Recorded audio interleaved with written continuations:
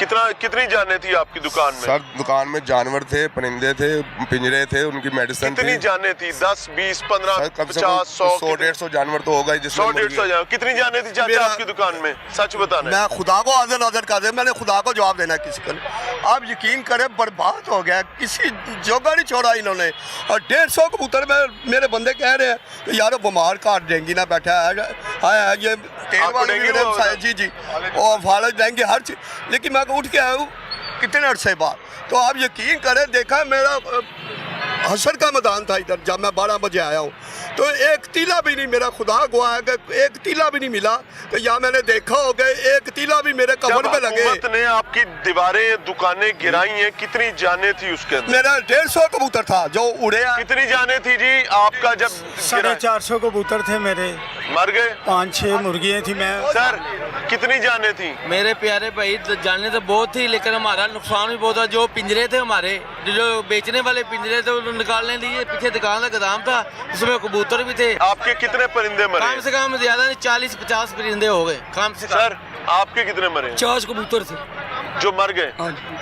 बहुत ज्यादती हुई हमसे, ऐसे नहीं होना चाहिए था। हमें टाइम देते, हमें बताते। जी सर आपके सामने ये देखे इतनी लाशें कबूतरों को। चलो हमारी कितने लाश चुप के दिखा? ये देखें, ये अभी निकाले, ये पशुओं का पड़ा हुआ है, ये देखें, ये अब तो उसको निकल गया हुआ। ये निकाला था ना जब, तो वो गर्दन ना नीचे थी, दबी हुई थी, तो वो और दब गई थी। इतने इतने जानवर निकाले। अगर टाइम देना था 2 दिन आते, कहते कि यार दुकान वेलियाँ कर ले, आपकी मेहरबानी, बाद में आपको नुकसान ना हो। वो अपनी चीज़ें लेके चले जाते, आराम से चले जाते, कहीं और बैठ जाते, घर में रखते, घर में स्क्रॉल करते मोबाइल के जरिए में। ठीक है ना? आप ताजिर हैं? नहीं मैं यहाँ पे। जी सर कहाँ पे? मैं भैया अपने ये आपकी दुकान किससे आती बेटा? ये काम करता था इधर ही में। ये मेरे पास काम करता है। आपके पास? ये लड़का मेरे पास छोटा सा। ये देखिए कबूतर कैसे पड़े हुए हैं। ये देखो परिंदों। खुद तो नहीं ला के फेंके? नहीं, अल्लाह माफ करे। क्यों माना? आप इधर खड़े हैं, आप खड़े हैं। रात को मलबा उठाने की सबसे बड़ी इनकी यही स्ट्रेटजी है कि लोगों को पता न चले, नीचे से सारे जानवर निकाल के। भाई मैं आपको दिखाता हूँ कि ना ये रात का टाइम है, रात का सबूत दिखाएं। 2 बजे का टाइम है। तो उन्होंने ये जो मीडिया वाले आ रहे हैं जिसकी वजह से सब इशू क्रिएट हो रहा है, LDA वालों को, वाइल्ड लाइफ वालों को जो डर है कि हम पे कोई एक्शन ना लिया जा सके, उसकी ये इन्होंने इस वजह से इन्होंने मलबा सारा उठाया है। कल वाइल्ड लाइफ वाले आए हैं, उन्होंने आके यहाँ पे तलाशी ली है बाकायदा। अच्छा जी। उन्होंने बाकायदा यहाँ पे तलाशी ली है और तलाशी में से उन्होंने अपने हाथ से मलबे के नीचे से जानवर निकाले हैं। वीडियोस हैं सर। जब उन्होंने जानवर निकाले हैं यहाँ पे बाकायदा और न्यूज़ वाले आए थे, जब उन्होंने उनको कैप्शन करने की यानी कि कोशिश की है तो वो भागे हैं। वहाँ पे उनके 2 डाले खड़े हुए थे, उन्होंने 1-2 बंदे लेके आए हुए थे, 2 बंदे लेके आए थे बाकायदा। उन्होंने हाथ में बैग्स मतलब के तोड़े पकड़े हुए थे और वो तोड़ों के अंदर उन्होंने वो डाले। मेरी बात सुने भाई, एक सेकंड। आप सारे मेरे भाई हैं, आपके लिए आए हैं। आप में से हर बंदा ये क्लेम कर रहा है कि किसी की दुकान में 400 जानवर था, किसी की दुकान में 300 था, किसी का 1000 था, किसी के 50 थे। सब ये क्लेम कर रहे हैं। यार कहीं कोई एक ऐसी वीडियो है जिसमें मुझे 100 जानवरों की लाशें दिखा दें? कोई है ऐसी वीडियो? अभी आपको सेटिंग कर देते हैं, अभी सारे आ रहे हैं, अभी मिल जाती है। मुझे अभी दिखाएं जिसके अंदर 100 जानवर की भी लाश पड़ी हुई है। मैं आपको ये वीडियो दिखाता हूँ। ये एक जगह से निकला सिर्फ। उठा के ले LDA वाले आए, सारा कुछ उठा के ले गए। रात की वीडियो ले हमसे, ये बल्डोजर देखना ट्रकों में डाल के ले गए हैं। ये रात गए इन्होंने यहाँ से सफाया की सर लाशों में। एक दुकान से जो आपको मैं दिखा रहा हूँ ये वीडियो है, ये जो है ना ये एक दुकान से निकला है, मतलब कि एक जगह से। ये हमने अलग अलग निकाल के नहीं रखा, ये एक जगह से निकला है। और ये उधर बेटा मेरा वो भाई कह रहे हैं आज आपको दिखा देते हैं ऑन कैमरा। नहीं आ रही इधर से।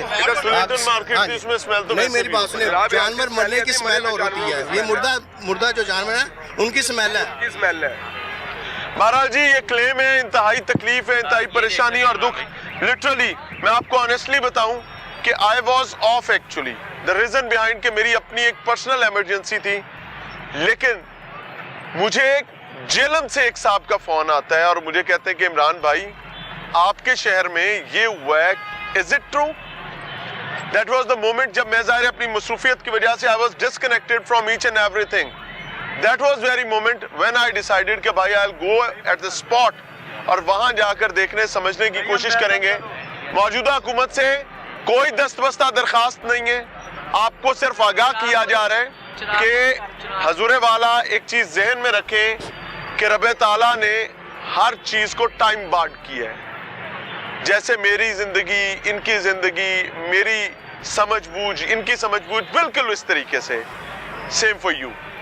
हुकूमत हो, सरकारी मुलाजमीन हो, ये तमाम वो चीजें जिसका आपसे जवाब लिया जाना है। ये जो परिंदों के साथ हुआ है, अगर ऐसा हुआ है तो ये बहुत बड़ा दर्द है। इस सब का मुबैना सबूत इनके पास मौजूद है। लेकिन वहीं एक इंपॉर्टेंट चीज ये है कि अभी भी इंसानी जानें जिंदा हैं। अगर ये लहर का हिस्सा है, यानी वो नवाज शरीफ साहब वाली लहर, कि नवाज शरीफ साहब एक लहर में और उस लहर में वो चाहते हैं कि चाबी ली जाएगी और चाबी दी जाएगी, तो इसको फौरी तौर पर मुमकिन बनाया जाए, अदरवाइज इन लोगों को इनका मुआवजा देकर रुखसत किया जाए। क्योंकि ये जो रविश चली है ना कि जिससे इख्तलाफ है वो बुरा है, जिससे इख्तलाफ है वो पैड़ा है, जिससे इख्तलाफ है वो गंदा है। अभी भी निकल रहे हैं जानवर, अभी भी जानवर निकल रहे हैं, उन्होंने निकाले हैं मीडिया वाले ने। ये मीडिया वालों ने निकाले हैं। उधर व्हाट्सएप छोटे बेटे मेरे का, वो उधर ये खड़ा तो ये निकली है उधर से, ईंट के नीचे दबी हुई थी। मलबे के नीचे से निकल रहे हैं जानवर, काफी ले ही गए हैं। मलबा बहुत मलबे के अंदर ये जो पिंजरे थे ना, पिंजरों के अंदर बंद थे, पिंजरों के अंदर बंद मैं थे। कुछ नहीं कह सकता। मौजूदा हुकूमत से ये कहना चाहूंगा, भाई इन ब्यूरोक्रेट्स ने बड़ियां उठाया है ते जे ना समझे तो बचना। तो अस्सलाम वालेकुम वैसा सर। तकरीबन 4-5 साल से मैं इधर हूँ। मेरा बच्चा पीछे एक्सीडेंट में शादरा मोड़ पे उसकी टांग कटी है, उसको दोबारा इधर मैंने कारोबार करवा के दिया है। आप यकीन करें कि इसके बाद मेरे में ताकत नहीं है कि मैं किसके जाके दरवाजे कारोबार करवाया था? तकरीबन 1.5-2 लाख नए सिरे से लगाया। अच्छा। एक परिंदा नहीं बचा। इन्होंने क्रेन चलाई है, ऊपर से लैंडर गिरा है, सारे पिंजरे उसके नीचे आ गए हैं। नहीं, मैंने उसको सारी वायरिंग करवा के दी है, नए सिरे से जो भी सामान होता है दुकान का, जिससे दुकान बेहतर लगे और बच्चे का जरिया माश बन जाए। अब देखिए मैं मजदूर बच्चे को लेके कहाँ जाऊँ? कहाँ है बच्चा? बच्चा इस वक्त घर है, मैं उसको अकेला लेके फिरता हूँ दर दर। क्या करूँ, किसको जाके कहूँ? मुझे तो अब कर्जा देने वाला भी कोई नहीं है। मार्केट के सपोर्ट भी किया, मार्केट के बंदे को सपोर्ट भी ना की है। ये लत कट गई है इनके बच्चे की लत, इनके बेटे की टांग कट गई हुई है, मजबूर है बेचारे। मेरे अपने 3 बच्चे हैं। 8 माह पहले मेरे भाई का एक्सीडेंट हो गया है। मेरे भाई की जो बेव है उसका घर यहाँ से चलता था, मेरा घर चलता था। हम बेरोजगार हो गए हैं, यहाँ तक कि हमारे बच्चे भूखे मारे हैं। मेरी बेगम टेंशन से हॉस्पिटल में पहुँच गई, उसको दिल का मसला बन गया जब ये दुकान बुलडोज हुई है। हमारी जिंदगी की जमा पूंजी इधर ही है। 1 रुपया एक तिनका भी हम नहीं निकाल सके। यहाँ पे वो जो हमारे शेड लोया वगैरह था वो LDA वाले अपने ट्रकों में डाल के से बता रहे हैं।